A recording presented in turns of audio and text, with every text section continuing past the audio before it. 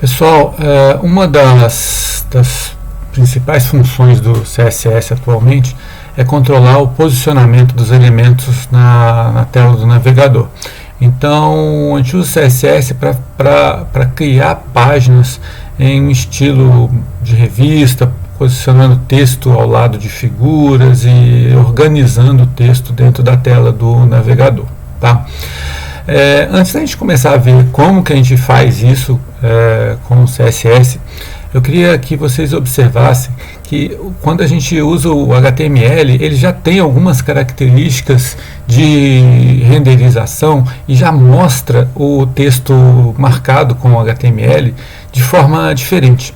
Tá? Então, se você olhar essa página que eu fiz aqui para teste, ela tem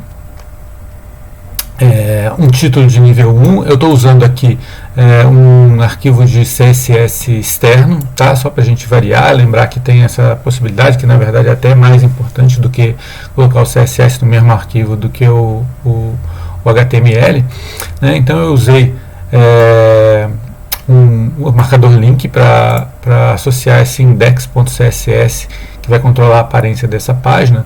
Na minha página tem um título de nível 1, tem esse aqui é um título marcado como título de nível 1, então aqui é um título de nível 1, tá? Eu tenho um parágrafo, tá? Na verdade eu tenho dois parágrafos, os dois parágrafos são iguais, eu dei Ctrl C e Ctrl V, criei dois parágrafos iguais. Nesses parágrafos eu tenho, além de texto, eu tenho um link marcado com A/A, e tem um texto que eu marquei aqui com spam só para a gente poder exemplificar. Tá?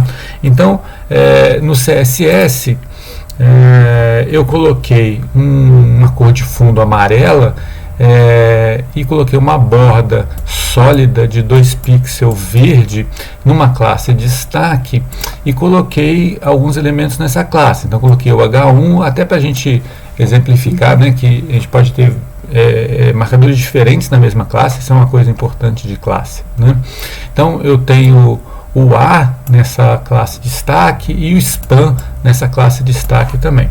Então o que aconteceu? O meu título de nível 1, o H1, ele ficou com fundo amarelo, borda verde.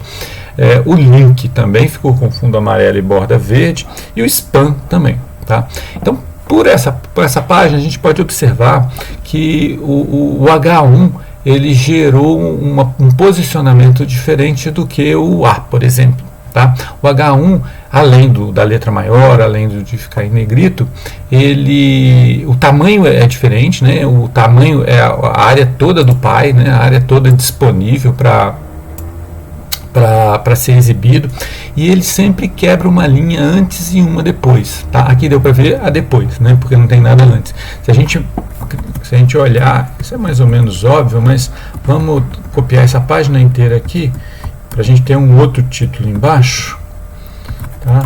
E poder ver que ele sempre quebra uma linha antes, uma depois. Isso nem sempre é verdade para todos os marcadores.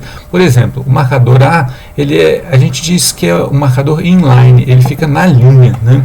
Então, apesar de eu ter marcado isso aqui como link, como marcador A, e o spam também, eles continuaram no fluxo normal do texto.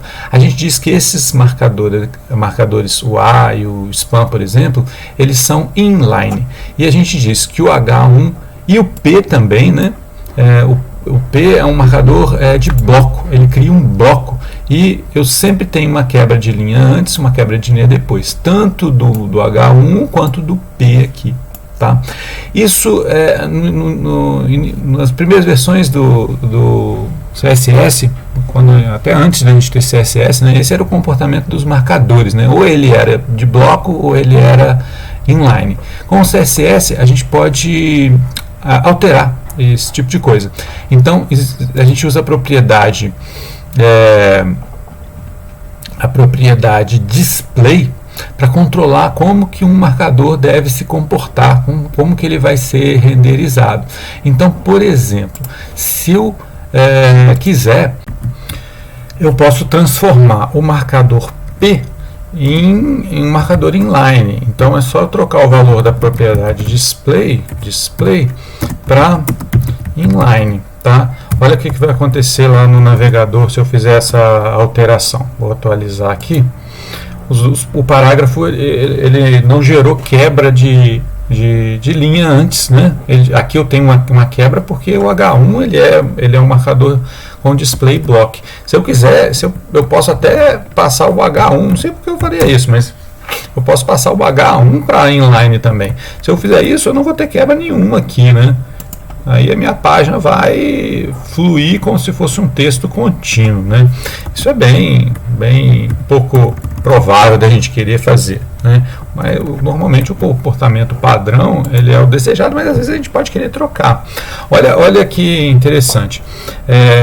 Quando eu tenho um display inline, aquele elemento ele pode ser quebrado em linhas diferentes e o navegador faz isso dependendo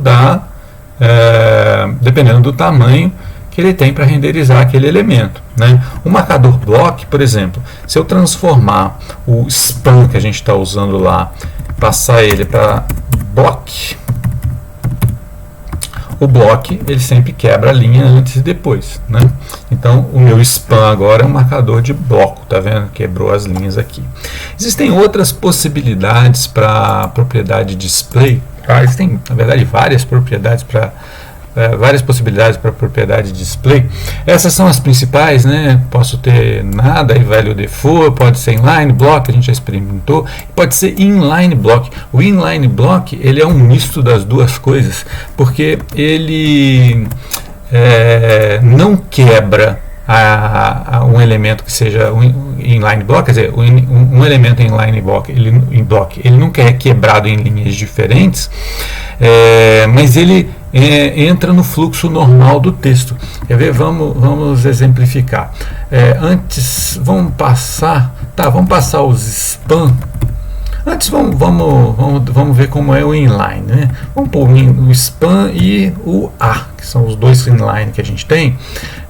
Primeiro vamos ver de novo como é o inline. Ó, na verdade eu nem precisava disso, porque o inline é o padrão para o A e para o span, né? Mas deixa ali que também não atrapalha, né? Então olha, tá vendo? O span foi quebrado, começou um texto marcado na outra linha, marcado com span na outra linha, e o A também é assim, né? Se a gente diminuir o tamanho aqui, olha lá, link para o site e termina o mecanismo de busca lá na outra linha. Se eu passar para inline block desse jeito, salvei, tá?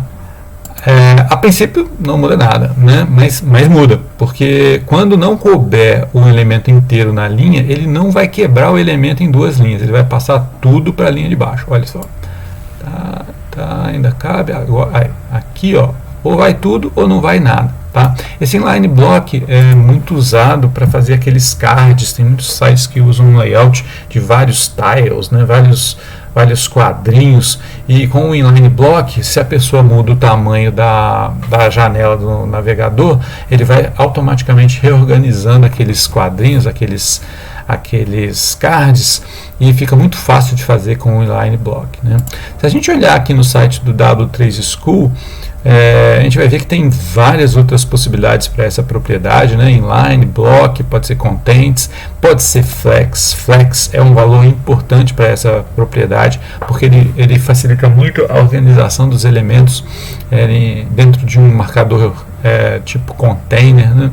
Então eu vou fazer um vídeo sobre como organizar os elementos usando esse flex. Ele é bem novo, CSS3 se eu não me engano, tá? Mas pode ser grid, pode ser inline block, a gente já viu, pode ser inline flex, pode ser renderizado como um item de lista, pode ser como uma tabela. Então tem muitas possibilidades para esse display, mas os mais importantes, os mais antigos, os mais importantes são esses aqui e o flex, tá? É isso aí.